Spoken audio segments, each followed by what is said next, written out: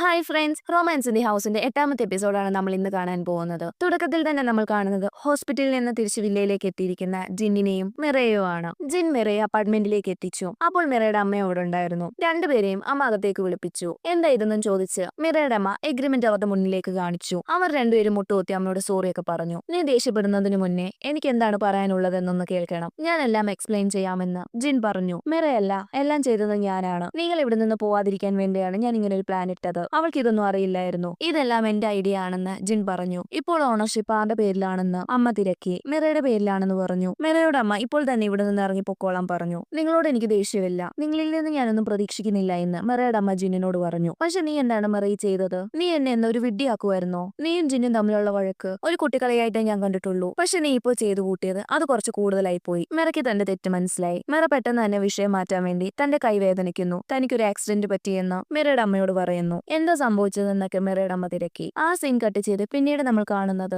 അടുത്ത ദിവസം രാവിലെ മിറ അമ്മയെ തിരക്കുന്നതാണ്. എന്നാൽ രാവിലെ തന്നെ മിറയോട് പറയാതെ അമ്മ ജോലിക്ക് പോയി. ജോലിക്ക് എത്തിയ മിറ അമ്മയെ ഒളിഞ്ഞു നോക്കി. അമ്മയുടെ അടുത്ത് ചെന്ന് ഉച്ച കഴിഞ്ഞ് തനിക്കിന്ന് ഹോസ്പിറ്റലിൽ പോകണമെന്ന് അമ്മയോട് പറഞ്ഞു. പൊക്കോളാൻ അമ്മയും പറഞ്ഞു. എന്നാൽ തനിക്ക് ഒറ്റയ്ക്ക് പോകാൻ വയ്യ എന്ന് മിറ പറയുന്നു. ഒറ്റയ്ക്ക് പോകണ്ട, ടാക്സി വിളിച്ച് പൊക്കോളാൻ മിറയുടെ അമ്മ പറഞ്ഞു. പിന്നീട് നമ്മൾ കാണുന്നത് സുന്ദരി ആന്റിയാണ്. സുന്ദരി ആന്റി ടാക്സ് അക്കൗണ്ടന്റിനെ വിളിക്കുന്നു. നമുക്കൊരു കോഫി കുടിക്കാൻ പോയാലോ എന്നൊക്കെ തിരക്കി. എന്നാൽ അതിന് സമ്മതിക്കാതെ ടാക്സ് അക്കൗണ്ടന്റ് കോൾ കട്ട് ചെയ്തു. ടാക്സ് അക്കൗണ്ടന്റിനെ വളയ്ക്കാനുള്ള ശ്രമത്തിലാണ് സുന്ദരി ആന്റി. പിന്നീട് നമ്മൾ കാണുന്നത് മിറയെയാണ്. മിറയ്ക്ക് ഒരുപാട് മെഡിസിൻസ് ഒക്കെ ആരോ കൊറിയർ അയച്ചു. മെഡിസിൻസ് എല്ലാം കഴിക്കണം, പെട്ടെന്ന് തന്നെ നിന്റെ എല്ലാം ശരിയാവട്ടെ എന്ന് ജിൻ മിറയ്ക്ക് മെസ്സേജ് അയച്ചു. ജോലിയെല്ലാം കഴിഞ്ഞ് തിരിച്ചു വരുന്ന വഴിക്കാണ് മിറ ജയനെ കാണുന്നത്. ജയ മിറയെ ഫുഡ് കഴിക്കാൻ വിളിച്ചു. മിറയ്ക്ക് വേണ്ട ഫുഡെല്ലാം ജയ എടുത്തു കൊടുത്തു. നിന്റെ ബോയ് ഫ്രണ്ട് നിന്നെ നല്ല രീതിക്കാണ് നോക്കുന്നതെന്ന് അവിടുത്തെ സ്റ്റാഫ് ജിന്നിനെ മിറയെ നോക്കി പറഞ്ഞു. അവർ കപ്പിൾസ് അല്ലെന്ന് അവർ രണ്ടുപേരും പറഞ്ഞില്ല. ഫുഡ് വാരി തരണോ എന്ന് ജയ തിരക്കി. വേണ്ട, ഈ കൈ വെച്ചാണ് ഞാൻ ഇന്നത്തെ ജോലി മുഴുവൻ ചെയ്തത്, അതൊന്നും കുഴപ്പമില്ലെന്ന് പറഞ്ഞ് അവർ രണ്ടുപേരും ഫുഡ് കഴിക്കുന്നു. ഇങ്ങനെ ഫുഡ് മാത്രം കഴിക്കാതെ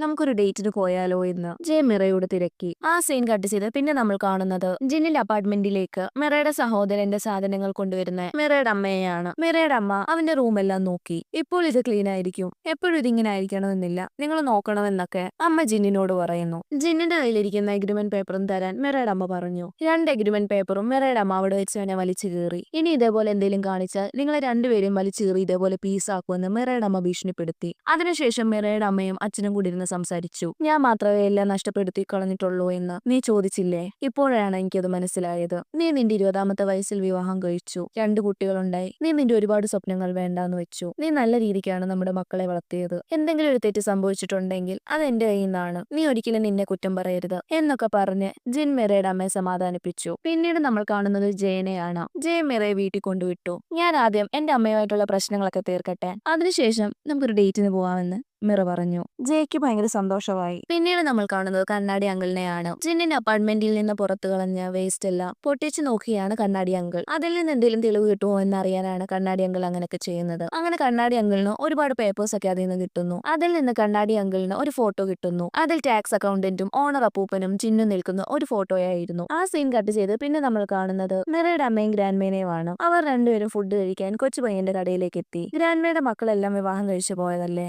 ഇപ്പോൾ ഗ്രാൻഡ്മയ്ക്ക് ബോറടിക്കുന്നുണ്ടോ എന്ന് മിറയുടെ അമ്മ തിരക്കി. ബോറടിയല്ല, താനിപ്പോ ഒറ്റയ്ക്കായതുപോലെയാണ്. എന്റെ കൂടെ എപ്പോഴും എന്റെ ഇളയ മകൾ ഉണ്ടായിരുന്നു. എന്റെ എല്ലാ കാര്യങ്ങളും ചെയ്യുന്നത് അവളായിരുന്നു. ഓൺലൈനായി ഫുഡ് മേടിക്കണമെങ്കിൽ അവളായിരുന്നു ഫുഡ് മേടിച്ചു തരുന്നത്. എനിക്ക് പുറത്തു പോകണമെങ്കിൽ എന്നെ കൊണ്ടാക്കുന്നതും അവളായിരുന്നു. ഞാൻ എന്തൊക്കെ കാര്യങ്ങൾ ചെയ്താലും അതിലൊരു പങ്ക് അവൾക്കും ഉണ്ടായിരുന്നു. അവൾ എന്റെ കൈ പിടിച്ചായിരുന്നു എപ്പോഴും നടന്നിരുന്നത്. പലപ്പോഴും എനിക്ക് തോന്നിയിട്ടുണ്ട് അവൾ എന്റെ അമ്മയാണെന്നും ഞാൻ അവളുടെ മകളാണെന്നും. അവർക്ക് പോകാൻ സമയമാവുമ്പോൾ അവരെ നമുക്ക് വിട്ടയച്ചേ പറ്റുള്ളൂ. മിറയുടെ കാര്യം ഓർത്ത് അമ്മയ്ക്ക് നല്ല ടെൻഷനുണ്ട്. മീറയുടെ അമ്മ വീട്ടിലേക്ക് എത്തുമ്പോഴേക്കും മിറ വീടെല്ലാം ഡെക്കറേറ്റ് ചെയ്തിരുന്നു. ഒരു കേക്കൊക്കെ മേടിച്ചു കൊടുത്ത് അമ്മയോട് സോറി പറഞ്ഞു. നീ ഈ വയ്യാത്ത കൈ കൊണ്ടാണോ ഇതെല്ലാം ചെയ്തതെന്ന് മിറയുടെ അമ്മ തിരക്കി. അല്ല, സുന്ദരി ആന്റി ഉണ്ടായിരുന്നു എന്ന് മിറ മറുപടി നൽകി. എന്നോട് അമ്മ ക്ഷമിക്കണം, എന്റെ ഭാഗത്തുനിന്ന് ഒരു വലിയ മിസ്റ്റേക്ക് ആണ് വന്നത്. ഞാൻ അതിൽ ശരിക്കും റിഗ്രറ്റ് ചെയ്യുന്നു. ഇപ്പോഴെങ്കിലും അമ്മ എനിക്ക് മാപ്പ് നൽകുവോ എന്ന് മിറ അമ്മയോട് ചോദിച്ചു. അമ്മയ്ക്ക് ഒരിക്കലും എന്നോട് പൊറുക്കാൻ കഴിയില്ലേ? അമ്മ എന്നെ ഇവിടുന്ന് പറഞ്ഞു വിടുവോ? അമ്മയ്ക്ക് ഞാനില്ലാതെ ജീവിക്കാൻ സാധിക്കുവോ? എനിക്ക് അമ്മയില്ലാതെ പറ്റില്ല എന്നൊക്കെ പറഞ്ഞ് മിറ ഇമോഷണലായി. അമ്മ മിറയെ ഹഗ് ചെയ്തു. അമ്മയുടെയും കണ്ണുകൾ നിറയുന്നുണ്ടായിരുന്നു. അങ്ങനെ മിറയുടെ അമ്മയുടെ ഉള്ളിലുള്ള എല്ലാ പിണക്കങ്ങളും അവസാനിച്ചു. പിന്നീട് നമ്മൾ കാണുന്നത് ജിന്നിനെയാണ്. കഴിഞ്ഞ ദിവസം ഫ്യൂണറലിനെ വെച്ച് ജിന്നിന്റെ ഒരു ഫ്രണ്ടിനെ കണ്ടില്ലായിരുന്നു. ജിന്നിന്റെയൊക്കെ ടീമിന്റെ കോച്ചാണ് അയാൾ ജിന്നിനെ വിളിച്ച് സംസാരിക്കുന്നു. ഇന്ന് അവരുടെ ഒരു മാച്ച് ഉണ്ട്. അപ്പൊ ജിന്നിനും മിറയുടെ അമ്മയ്ക്കും ഒരു VIP സീറ്റ് ബുക്ക് ചെയ്തെന്നും നിങ്ങൾ വരണമെന്നും ആ കോച്ച് പറഞ്ഞു. ഞങ്ങളില്ല എന്നും പറഞ്ഞ് ജിൻ ഫോൺ വെക്കാൻ ശ്രമിക്കുന്നു. എന്നാൽ അയാൾ കാല് പിടിച്ച് ജിന്നിനോട് വരാൻ പറയുന്നു. നിനക്കറിയാവല്ലോ, അടുപ്പിച്ച് 18 കളി ഞങ്ങൾ തോറ്റു. ഇന്നും തോൽക്കുമെന്നാണ് തോന്നുന്നത്. അല്ല, തോൽക്കുക തന്നെ ചെയ്യും, അതെനിക്ക് ഉറപ്പാണ്. ഇന്നുകൂടി തോറ്റാൽ എന്നെ അവരെല്ലാം കൂടെ അടിക്കും എന്ന് കോച്ച് ജിന്നിനോട് പറയുന്നു. എന്നാൽ ഞാൻ വന്നിട്ട് എന്താ കാര്യമെന്ന് ജിൻ തിരക്കി. നീ ഞങ്ങൾക്ക് ലക്കിയാണ്. നീ നിന്റെ വൈഫുമായിട്ട് വരണം. നീ വന്നു കഴിഞ്ഞാൽ എന്തെങ്കിലും ഒരു മിറാക്കിൾ നടക്കുമെന്ന് കോച്ച് ജിന്നിനോട് പറയുന്നു. എന്നാൽ ജിൻ അതിനൊരു മറുപടി നൽകാതെ ഫോൺ കട്ട് ചെയ്തു. പിന്നീട് നമ്മൾ കാണുന്നത് ജയയാണ്. ട്രാഫിക്കിൽ നിൽക്കുന്ന ജയയുടെ അടുത്തേക്ക് CEO വരുന്നു. ഇന്ന് വൈകിട്ട് നീ ഫ്രീ ആണോ എന്ന് CEO ജയനോട് തിരക്കി. അതെ എന്ന് ജയ മറുപടി നൽകി. ഞാൻ നിനക്കൊരു അഡ്രസ് അയക്കാം, അങ്ങോട്ടേക്ക് നീ വൈകിട്ട് വരണം. അവിടെ ആരും ഉണ്ടാവില്ല, അതുകൊണ്ട് നീ പേടിക്കണ്ട. കറക്റ്റ് സമയത്തിന് അവിടെ എത്തണമെന്നും പറഞ്ഞ് CEO അവിടെ നിന്ന് പോയി. പിന്നീട് നമ്മൾ കാണുന്നത് ടാക്സ് അക്കൗണ്ടന്റിനെയാണ്. ടാക്സ് അക്കൗണ്ടന്റിനെ മരിച്ചുപോയ ഓണർ അപ്പൂപ്പന്റെ മകൾ വിളിക്കുന്നു. ഞാൻ ജിന്നിനെ വിളിച്ചിരുന്നു, എന്നാൽ ജിൻ എന്നോട് സംസാരിക്കാൻ തയ്യാറായില്ല എന്ന് ഓണർ അപ്പൂപ്പന്റെ മകൾ പറഞ്ഞു. നിങ്ങൾ തമ്മിലുള്ള ഇടപാടെല്ലാം കഴിഞ്ഞതല്ലേ? ആ വില്ല ഇപ്പോ ജിന്നിന്റേതാണ്. എല്ലാ പൈസയും ജിൻ നിങ്ങൾക്ക് തന്നതല്ലേ? പിന്നെ എന്തിനാണ് വിളിക്കുന്നതെന്ന് അക്കൗണ്ടന്റ് തിരക്കി. ഇതിലൊരാളുടെ ജീവിതത്തിന്റെ വിലയുണ്ട്, അതങ്ങനെ പെട്ടെന്നൊന്നും കഴിയില്ലല്ലോ എന്ന് ഓണർ അപ്പൂപ്പന്റെ മകൾ പറഞ്ഞു. അതെ, നമുക്കൊന്ന് മീറ്റ് ചെയ്യാം എന്നും പറഞ്ഞ് ടാക്സ് അക്കൗണ്ടന്റ് കോള് കട്ട് ചെയ്തു. പിന്നീട് നമ്മൾ കാണുന്നത് ജയയും മിറയും ആണ്. നീ എന്താണ് കാണിക്കുന്നതെന്നും പറഞ്ഞ് ജയ മിറയുടെ അടുത്തേക്ക് വന്നു. ഞാൻ ജോലി ചെയ്യുകയാണെന്ന് മിറ പറഞ്ഞു. ഈ വയ്യാത്ത കൈ വെച്ചാണോ നീ ഇതൊക്കെ ചെയ്യുന്നത്? ഞാൻ ഇതെല്ലാം ചെയ്യാമെന്ന് ജയ പറഞ്ഞു. എന്റെ കൈയെല്ലാം റെഡിയായി, എപ്പോഴേ ബാൻഡേജ് ഒക്കെ എടുത്തു. എന്താ നിന്റെ മുഖത്തൊരു നിരാശയെന്ന് മിറ ജയോട് തിരക്കി. നിന്റെ കൈ ശരിയായാലും ഞാൻ നിന്നെ നോക്കിക്കോളാം. നീയും അമ്മയായിട്ടുള്ള പ്രശ്നമെല്ലാം മാറിയില്ലേ? അമ്മയുമായിട്ടുള്ള പ്രശ്നം മാറാൻ ഞാൻ വെയിറ്റ് ചെയ്തിരിക്കുകയായിരുന്നു എന്ന് ജയ പറഞ്ഞു. ജയ ഇൻഡയറക്റ്റായി ഡേറ്റിന്റെ കാര്യം മിറയെ ഓർമ്മിപ്പിച്ചതാണ്. എന്നാൽ പെട്ടെന്ന് വരണമെന്നും പറഞ്ഞ് കൊളീഗ് മിറയ്ക്ക് മെസ്സേജ് അയച്ചു. പിന്നീട് സംസാരിക്കാമെന്നും പറഞ്ഞ് മിറ അവിടെ നിന്ന് പോയി. ശരിക്കും CEO ആണ് മിറയെ വിളിപ്പിച്ചത്. മിറ ആകെ ടെൻഷനായി.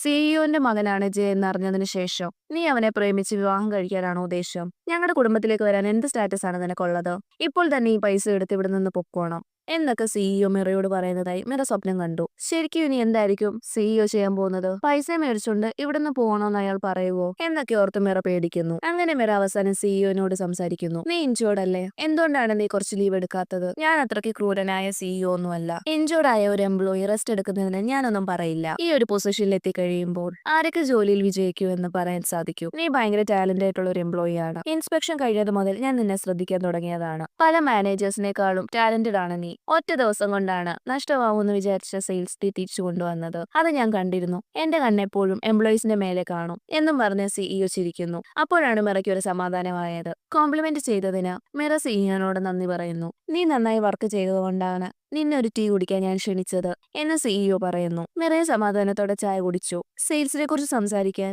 നീ പോയപ്പോൾ ജയും നിന്റെ കൂടെ ഇല്ലായിരുന്നു എന്ന് CEO തിരക്കി. മിറ പേടിക്കാൻ തുടങ്ങി. നിങ്ങൾ രണ്ടുപേരും ഒരേ ടൗണിലല്ലേ താമസിക്കുന്നത്? ഞാൻ എന്റെ എംപ്ലോയീസിന്റെ ഒക്കെ പേഴ്സണൽ ഡീറ്റെയിൽസ് നോക്കി. അപ്പോഴാണ് എനിക്കത് മനസ്സിലായത്. നിങ്ങൾ രണ്ടും ക്ലോസ് ആവാൻ തുടങ്ങിയത് ആ ഇൻസിഡന്റിന് ശേഷമല്ലേ എന്ന് CEO തിരക്കി. മിറ പെട്ടെന്ന് ഓർത്തത് ആ ലിഫ്റ്റിലെ കാര്യങ്ങളായിരുന്നു. ഇവിടെ ജോലി ചെയ്യാൻ അവൻ എപ്പോഴും നിരസിച്ചു. അവസാനം എനിക്ക് അവനെ ഒരു സെക്യൂരിറ്റി ആക്കാനേ സാധിച്ചുള്ളൂ. പക്ഷെ നിന്റെ കാര്യം വന്നപ്പോൾ സെയിൽസിനെ കുറിച്ച് സംസാരിക്കാൻ അവിടം വരെ പോയി എന്ന് CEO പറഞ്ഞു. ജയും ഗ്രാൻഡ്മയും തമ്മിൽ നല്ല അടുപ്പമാണെന്ന് ഞാൻ അറിഞ്ഞു. അതുകൊണ്ട് ഞാൻ അവനോട് ഒരു ഹെൽപ്പ് ചോദിക്കുകയാണ് ചെയ്തത്. ജയന്റെ കാല് പിടിച്ചാണ് ഞാൻ അവിടേക്ക് കൊണ്ടുപോയത്. അവന് മറ്റൊരു വഴിയും ഇല്ലായിരുന്നു, അതുകൊണ്ടാണ് എന്റെ കൂടെ വന്നത് എന്ന് മിറ പറഞ്ഞു. എന്നാൽ ഞാൻ പറഞ്ഞാൽ അവനൊന്നും കേൾക്കില്ല. പക്ഷെ നീ പറഞ്ഞപ്പോൾ അവൻ കേട്ടു. എന്നെ അത് അതിശയപ്പെടുത്തി. നീ എനിക്കൊരു ഹെൽപ്പ് ചെയ്യാവോ എന്ന് CEO തിരക്കി. എന്താണെന്ന് മിറ ചോദിച്ചു. നീ അവനെ പ്രോത്സാഹിപ്പിക്കണം ഇവിടെ ജോലി ചെയ്യാൻ എന്ന് CEO പറഞ്ഞു. ഞാനോ? ഞാൻ എങ്ങനെ എന്നൊക്കെ മിറ തിരക്കി. ഒരു CEOന് പകരം ഞാൻ ഒരു അച്ഛനായിട്ടാണ് സംസാരിക്കുന്നത്. ഞാൻ നിന്നെ വിശ്വസിക്കുന്നു. നീ ഇത് ചെയ്യുവോ എന്ന് CEO മിറയോട് ചോദിച്ചു. പിന്നീട് നമ്മൾ കാണുന്നത് മിറയുടെ സഹോദരനെയും അമ്മയുമാണ്.